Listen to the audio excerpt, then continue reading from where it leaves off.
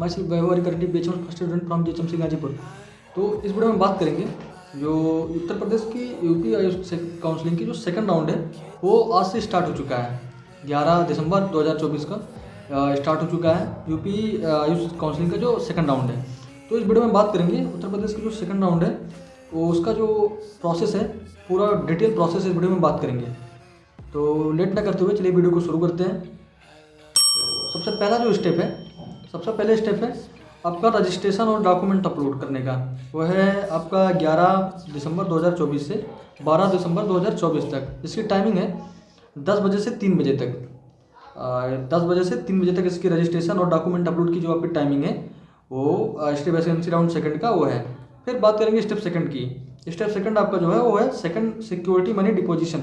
आपको security money deposit करना है, वो है 11/12/2024, मतलब 11 दिसंबर से 12/12/2024 12 दिसंबर तक है। 10 बजे से शाम 5 बजे तक आपकी जो सिक्योरिटी मनी डिपोजिशन है वो है। अब स्टेप थर्ड आपका है online document verification. Online document verification आपका 11/12/2024 से 12/12/2024 तक है। 10 बजे से शाम 6 बजे तक आपका ऑनलाइन डॉक्यूमेंट वेरिफिकेशन है। और आपका जो चौथा स्टेप है online choice filling plus seat lock. Step 4 है आपका online choice filling plus seat lock. आपका चौथा स्टेप है जो कि 13 दिसंबर से 15 दिसंबर तक चलेगा।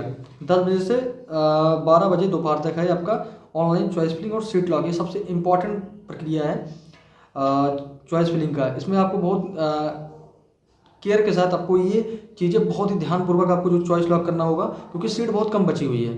तो आपको इसलिए जो आपको सीट लॉक की प्रक्रिया है वो बहुत ही चॉइस फिलिंग का वो बहुत ही सोच समझ के करना है। अब बात करेंगे स्टेप 5 का। स्टेप 5 जो है आपका सीट अलॉटमेंट लिस्ट। आपका सीट अलॉटमेंट आ जाएगा। अलॉटेड कैंडिडेट का जो लिस्ट है वो आपका पब्लिक होगा। वो है आपका 16 दिसंबर को आ जाएगा 1 बजे दोपहर तक। आपका जो अलॉटेड कैंडिडेट जो स्टेप वैकेंसी राउंड सेकंड में सीट को मिल पाते हैं उनका जो अलॉटमेंट लिस्ट है वो 16 दिसंबर को आ जाएगा। अब जो स्टेप 6 है आपका आपको नोडल सेंटर जाना होगा फॉर डॉक्यूमेंट वेरिफिकेशन।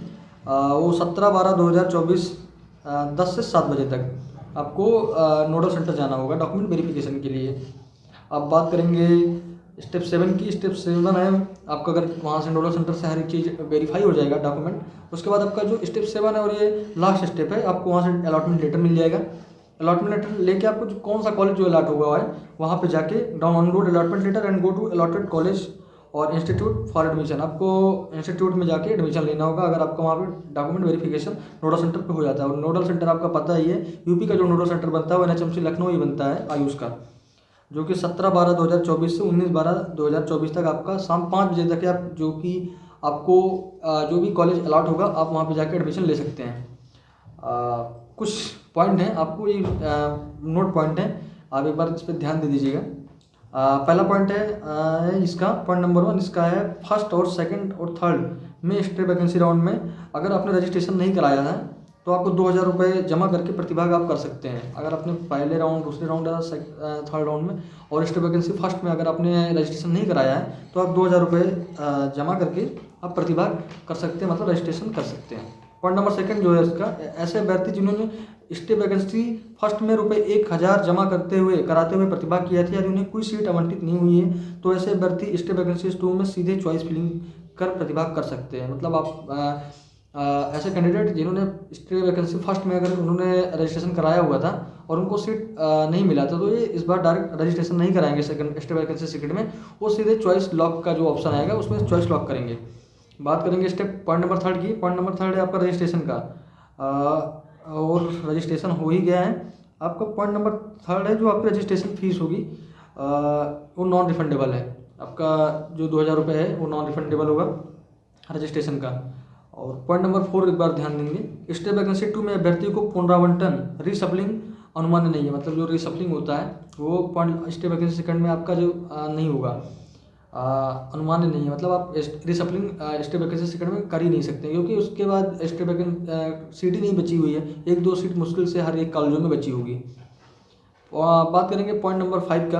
अभ्यर्थी, ये इंपॉर्टेंट थोड़ा सा पॉइंट एक बार ध्यान से सुनिएगा। पॉइंट नंबर 5 है अभ्यर्थी यदि नोडल सेंटर पर अभिलेखों को सत्यापन के उपरांत अपनी आवंटित सीट पर प्रवेश नहीं लेता है तो उसकी धरोहर धनराशि जब्त की ली जाएगी। मतलब अगर आपने वहाँ नोडल सेंटर पर अगर अपना डॉक्यूमेंट आपने वेरीफाई कराया हुआ है और अगर आप जो आपको अलॉट हुआ कॉलेज है उसमें आप एडमिशन नहीं लेते हैं तो आपकी सिक्योरिटी मनी जब्त कर ली जाएगी, आपका सिक्योरिटी मनी वापस नहीं होगा और आपकी सिक्योरिटी मनी जब्त कर ली जाएगी। तो ये रहे कुछ पॉइंट। और सबसे नोट पॉइंट है आपका जो रिड्यूस परसेंटाइल है वो 15 परसेंटाइल घटा दिया गया है। तो चांसेस बढ़ जाते हैं आपके कॉलेज मिलने के। तो आप ये चॉइस लॉक की जो प्रक्रिया है वो बहुत ही ध्यानपूर्वक करिएगा। अपने रैंक के अनुसार अगर आप कॉलेज चूज कर सकते हैं तो आप पिछले 5-6 सालों का कॉलेज का एक बार कट ऑफ देख लीजिएगा कितना गया हुआ है। तो इस हिसाब से आप जो चॉइस लॉक का जो ऑप्शन आएगा उसमें आप अच्छे से चॉइस फिल कर सकते हैं। तो इस वीडियो में इतना ही, मिलते हैं।